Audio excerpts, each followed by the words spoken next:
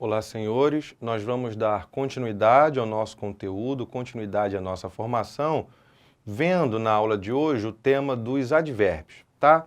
Nós já estudamos algumas classes gramaticais e hoje nós veremos os advérbios. Entendam o seguinte, a primeira coisa, essa relação é importantíssima.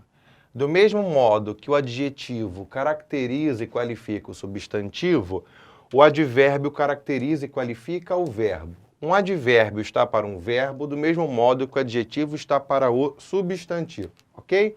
Então vamos lá, advérbios. O que é um advérbio? Qual a origem dos advérbios? O advérbio é uma palavra que vai derivar, originada ou de um nome ou de um pronome. E o advérbio pode relacionar-se com três elementos. Um advérbio pode caracterizar e qualificar um verbo, um advérbio pode caracterizar e qualificar um adjetivo, um advérbio pode caracterizar e qualificar outro advérbio, ou ainda, eu disse três, mas aí tem um bônus, o advérbio pode alterar toda uma oração e eu vou mostrar isso aqui. Definições básicas do advérbio antes de nós adentrarmos para o conteúdo.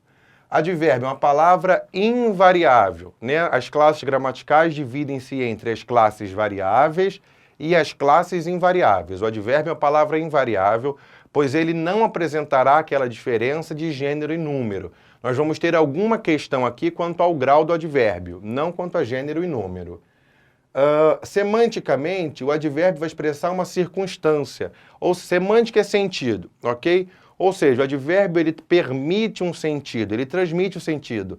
Lugar, modo, circunstância, tempo. E na sintaxe, o advérbio vai modificar um verbo adjetivo ou outro advérbio. Vejam à frente. Um advérbio modificando outro advérbio. Grande parte da população adulta lê muito mal. Vejam que mal aqui já é um advérbio de modo. Como que a população adulta lê? Mal.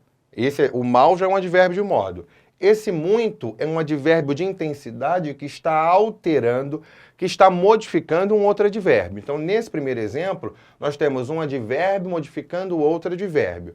Um advérbio modificando uma oração inteira. Qual que é a dica? Se nós temos um advérbio posicionado ou no início da oração ou no fim da oração, ele muito provavelmente vai alterar toda essa oração e não um termo em específico. Lamentavelmente, o Brasil ainda tem 19 milhões de analfabetos. Reparem que esse lamentavelmente do início da oração altera toda a nossa oração e não tão somente um advérbio, um verbo ou um adjetivo. A apresentação musical estava muito emocionante. Vejam que emocionante é adjetivo e aqui o advérbio está modificando o adjetivo. O concerto começou cedo. Vejam que o concerto começou é verbo, cedo é um advérbio de tempo que modifica o verbo. O concerto começou muito cedo. Vejam que aqui eu tenho dois advérbios. Cada advérbio relaciona-se com um termo diferente. Cedo modifica o verbo começou e muito modifica o advérbio cedo. Tipos de advérbio: modo, intensidade, tempo, lugar, negação, dúvida. Afirmação, exclusão, inclusão, ordem e interrogação. Advérbios de modo. Vejam, os advérbios de modo sempre vão trazer essa ideia modal, ou seja, essa ideia de que modo a coisa foi feita, em que circunstância a coisa foi feita, a minha oração. Então, se eu digo, sei muito bem que ninguém deve passar atestado da virtude alheia, esse bem estará fazendo um papel de advérbio de modo. Aqui nós temos os principais advérbios de modo, no qual eu destaco os últimos. Amorosamente, docemente, escandalosamente, bondosamente, generosamente. Um spoiler, a maioria dos vocábulos terminados em mente terão comportamento adverbial modal. Ou seja, grande parte dos vocábulos que terminam com o sufixo mente serão advérbios de modo. Não são todos e não é sempre. Isso aqui é uma indicação. Entretanto, não determina a função da palavra. Advérbios de intensidade. Acho que por hoje você já ouviu bastante. Vejam, a intensidade ela pode variar, seja pelo excesso ou seja pela falta, ok? Então, principais advérbios de intensidade. Muito, demais, pouco, tão, menos, assaz. Vejam aqui um advérbio de intensidade não muito usual. Em excesso. Advérbios de tempo são simples, advérbios de tempo são fáceis, porque eles sempre indicam e denotam essa dimensão de temporalidade dentro do tópico frasal. Então veja, leia e depois me diga quando pode sair na Gazeta. Vejam que esse quando nos remete a uma ideia de temporalidade muito clara.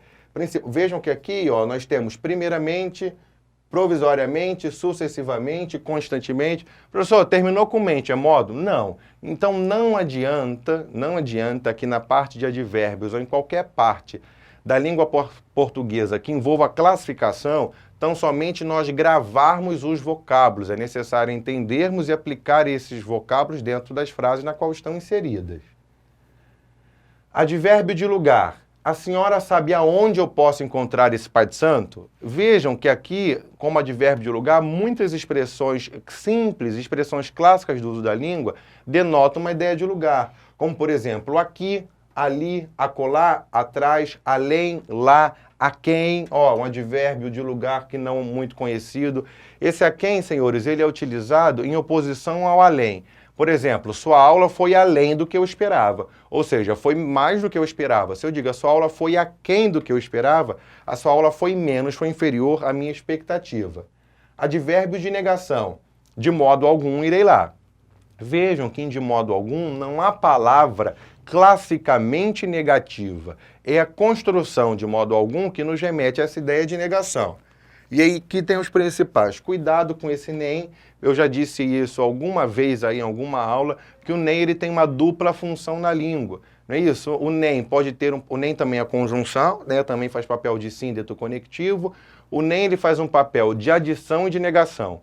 Entre ambos os papéis exercidos por esse vocábulo, prevalece o papel da negação. Porque o vocábulo nem é a adição de uma ideia negativa. Vejam, eu não estudei nem passeei. Eu não fui para o curso nem trabalhei. Então, eu estou adicionando uma ideia que eu não fiz. Então, entre adição e negação, nós ficamos com a negação. Advérbio de dúvida. Talvez ela volte hoje. Cuidado com o ksá, ok? Geralmente as bancas colocam aí advérbios não muito conhecidos. O ksá também demonstra essa ideia de dúvida. Advérbio de afirmação. Realmente eles sumiram. Vejam que aqui realmente terminou com o sufixo mente, não faz papel de modo. Então nem todas as palavras terminadas com o sufixo mente serão modo, mas é uma indicação desta classificação própria modal.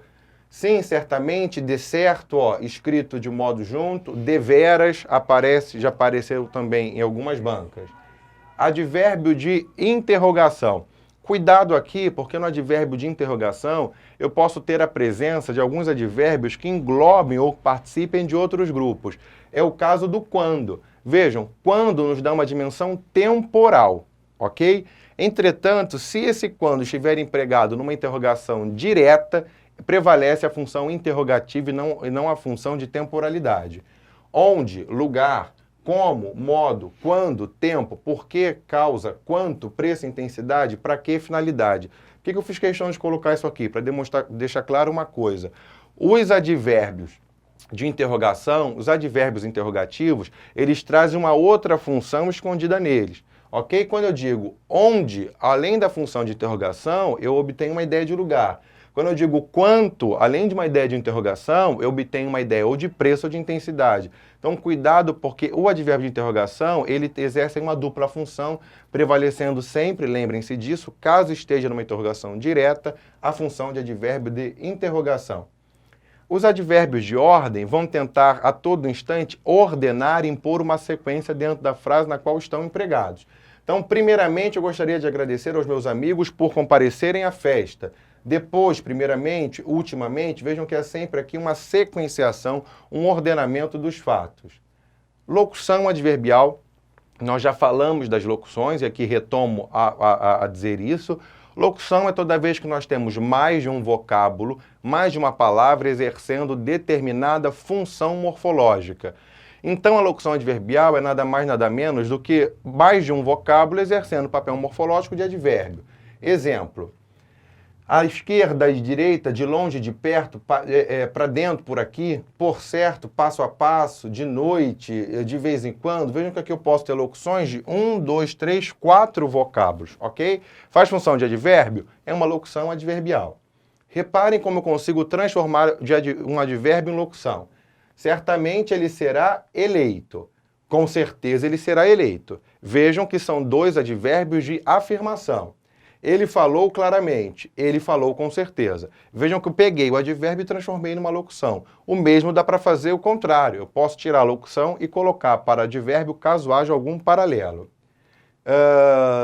Quando as circunstâncias são expressas por mais de uma palavra, denominamos locução adverbial. Atenção a esse bloco. Palavras denotativas. Nós, professores de português, seguimos aí um livro básico chamado ANGB. O que é ANGB? A Nomenclatura Gramatical Brasileira. Como for a Bíblia da língua portuguesa, para nós professores, é a ANGB. A ANGB, ela defende a ideia de que existem algumas palavras que não estão empregadas em nenhuma das 10 classes gramaticais. Então essas palavras não são nem substantivo, nem pronome, nem conjunção, nem artigo, nem interjeição, nem numeral, nem adjetivo, nem verbo, nem advérbio e nem preposição.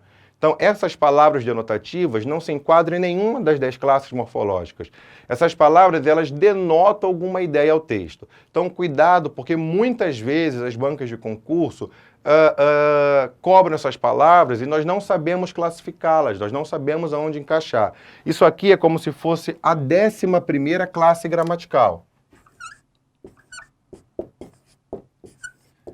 Como se fosse. Professor, existem 11 classes gramaticais? Não, são 10. Mas aí tem um plus, tem um bônus do grupo das palavras denotativas que fazem um pouco esse papel.